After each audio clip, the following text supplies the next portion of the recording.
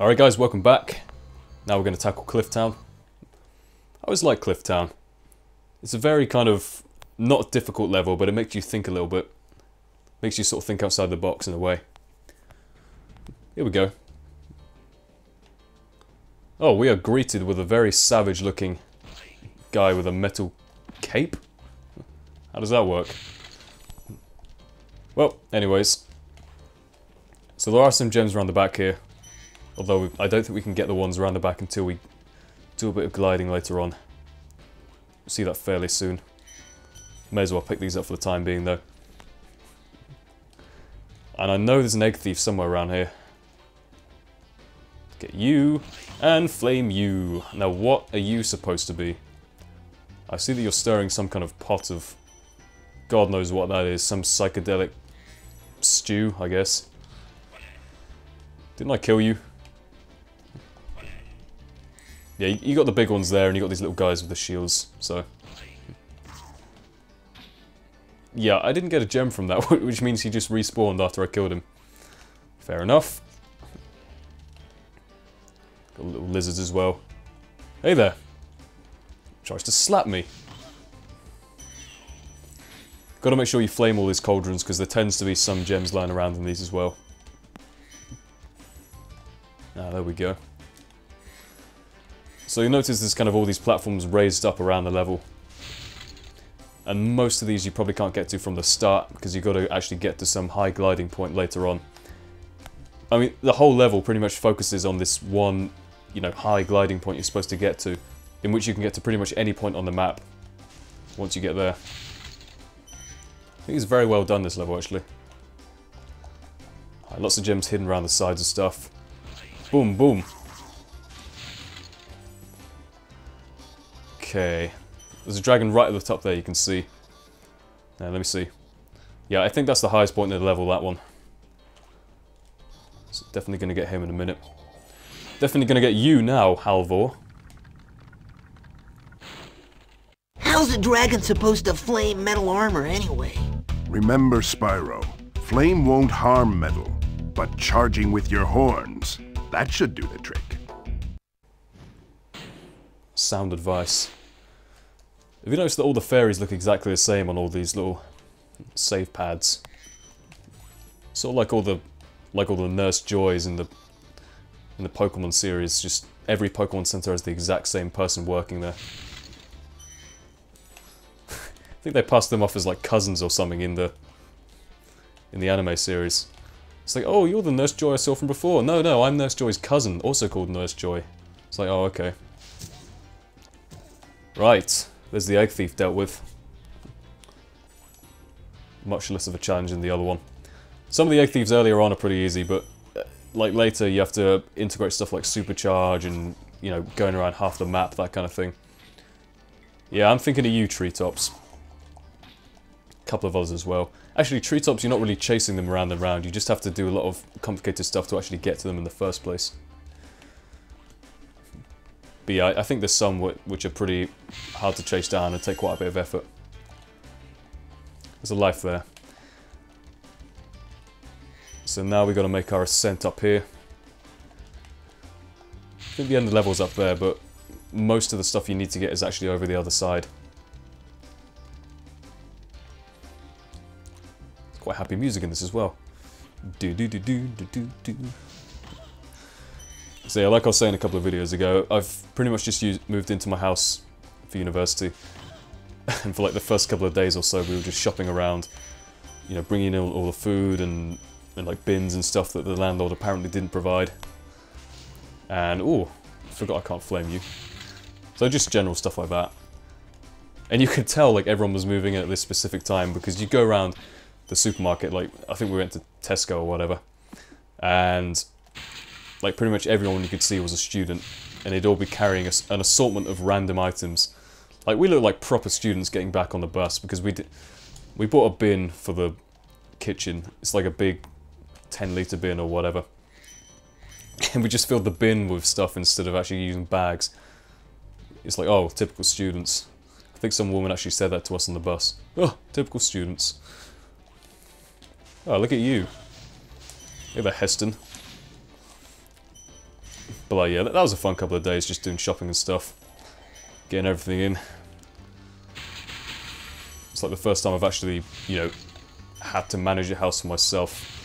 You know, living away from home and stuff. Because last year I was in, like, catered halls of residence, so obviously, like, all the food and stuff was provided for us.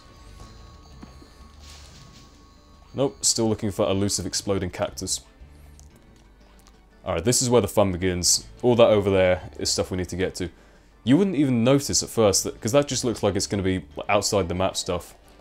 Well, apart from those little barriers you can see on the end, but it sort of looks like you're not supposed to be over there. It's only the sparkling of the gems that really gave it away for me first time. Enzo. Hey, what's on the other side of that river? Why don't you glide there and find out? Why don't you get up my face?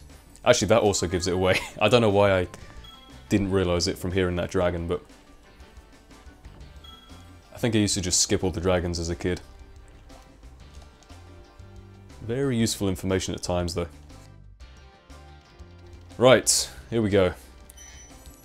There's a few gems just scattered around the landscape, like in Stonehill. But then others you get from vultures who don't defend themselves or try and fly away. Others you get from destroying enemies. And there's probably some chests around here somewhere. Get you, Mr. Vulture. Is he going to attack me? Let's see how close I can get. Yeah, look at that. Boom. Yeah, a few little vultures around. There is the dragon on top of the cliff, which is supposedly the highest point in the map. And from there we've got to glide all around to different parts of the level and pick up what's left. We also need to glide over there. Just waiting for the whirlwind to be activated so I can get a shortcut back up here again. I think you might need to get the dragon first. So let's get him. Marco. You've reached the highest point in Clifftown. You can get to almost anywhere from here. If I were you, I'd use that whirlwind there. Whirlwind's back, huh? Makes me a happy boy. Just like jelly babies. And someone's at the door, so I have to pause, hang on. Right, back again. Sorry about that, guys. And right, there's the whirlwind, so we can get back up here anytime we want. And I guess I'll take the opportunity to save. I think I will have to return back to that whirlwind several times though to pick up everything in the level. So let's see, firework there, chests there. I think a good place to start will be here. Yep. Just get the closer stuff first, why not? Ah, I know there's a bunch of stuff right at the back, so I'll do that before I forget. Just gotta glide over here. You wouldn't think to do this actually, because it looks like the edge of the map is just here. But actually there's a platform behind here with a few little gems on. Which is always nice. Ooh! Get that big old pink gem there for the 25.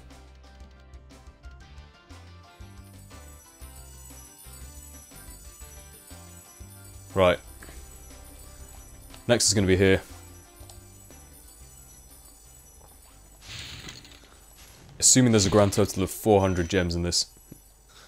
I think there might be a couple of levels with 500 in the game. I'm not sure which.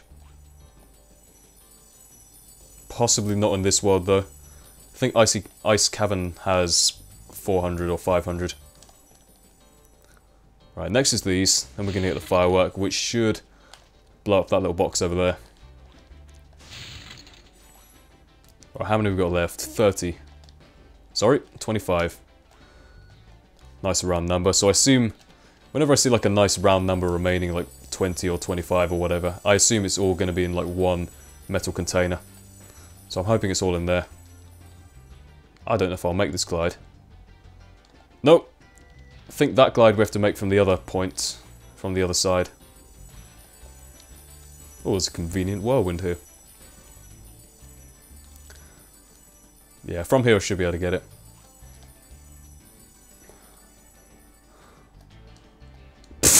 yeah, brilliant. I pressed triangle thinking that it would be in the style of Spyro 3 where you press triangle and it sort of does a little mini flick up at the end. Whereas in this game it just kind of drops you vertically downwards. There we go. Off you go. Have some fun, little firework. Oh, that should be the 25 we need right in there. 25. Done. May as well use the proper exit now. Yeah, that's everything.